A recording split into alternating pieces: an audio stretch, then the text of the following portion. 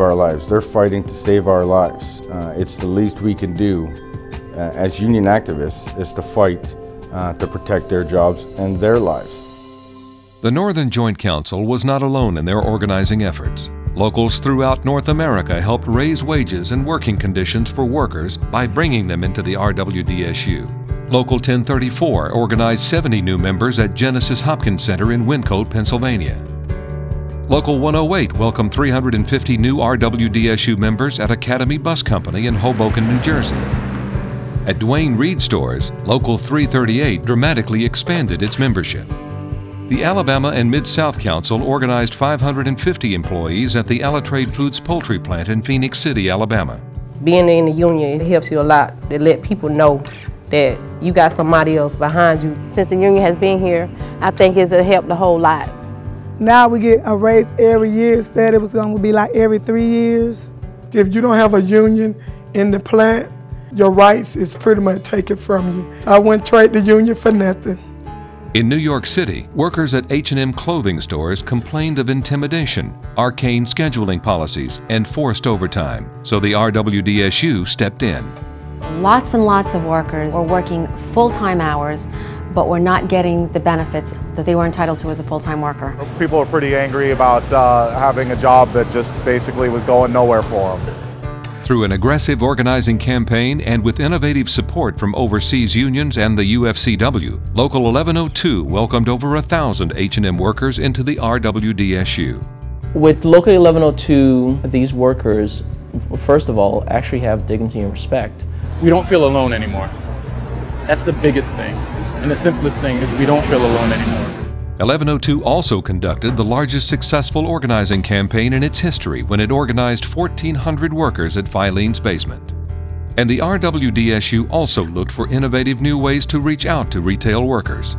In New York, the RWDSU created the Retail Action Project, or RAP, to help defend union and non-union workers throughout the city.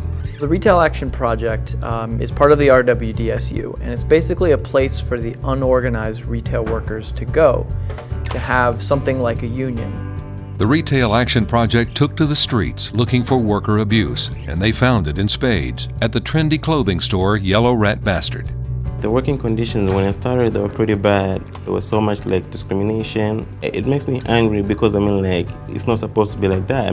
There's supposed to be fair treatment of workers. For people on the sales floor, there was forced 66 hours a week with no overtime paid. Hardly any breaks. There certainly were no sick days or vacation. So the Retail Action Project launched a full assault on Yellow Rat Bastard. Don't go into Yellow Rat Bastard, amen, praise me. From loud aggressive protests in front of the store,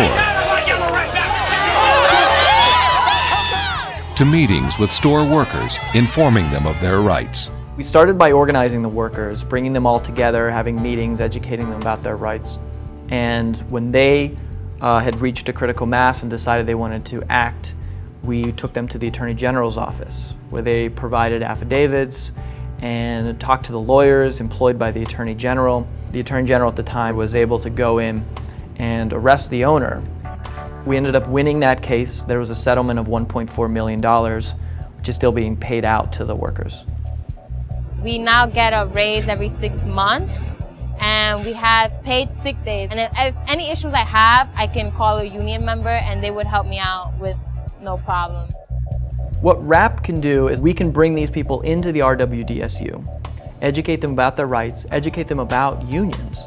And before you know it, we've got hundreds of members working in all different retail stores in an area. And when the right moment happens, and the company does something that everyone is angry about, you're gonna have 2 RAP members in the room saying, hey, I know there's a union out there that can help us. The RWDSU withstood the last 4 years with innovation, character, toughness, but perhaps most importantly, unity. Back in North Liberty, Iowa, the workers who had secretly held ping-pong meetings to discuss the union were ready to hold a vote. People at the end were just anxious to find out, did we get it? Did we get the vote in? Are we union now? It wasn't easy at any time, but we kept fighting, and even when it looked like a losing cause, we stuck together, and in the end we won. We poked our head outside the door and yelled, yeah, You knew you were getting something that was real and true. Our pay's a lot better. We're no longer at-will employees. When you be at a job now, it goes by seniority. And unions help us to build a better life for our family. And so because of that, we do feel a lot more secure in our job and when we go home. And in the Bronx, the RWDSU and its community partners continued its fight against a mayor and a developer who were determined to turn the Armory into a poverty wage center. It's not enough for business to profit. We need to see to it that those profits help generate the new prosperity it takes to build the middle class in Kingsbridge, in the Bronx, and throughout our entire city. And when the City Council finally voted on the fate of the development, the RWDSU won. It wasn't just a little win, it was a huge win. They've never lost a project, they've never been denied a zoning change or anything like this. In the 8 years that Bloomberg's been in office, he's rezoned 1/5 of New York City, so this is huge. I honestly don't think we would have gotten as far as we did without the involvement of the RWDSU.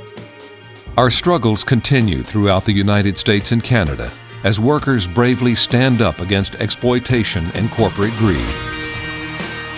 And through it all, the RWDSU will continue to stand up for workers because that's what we're all about. The union keeps standing up. We keep fighting back. We know that the RWDSU is going to be there standing up for working people.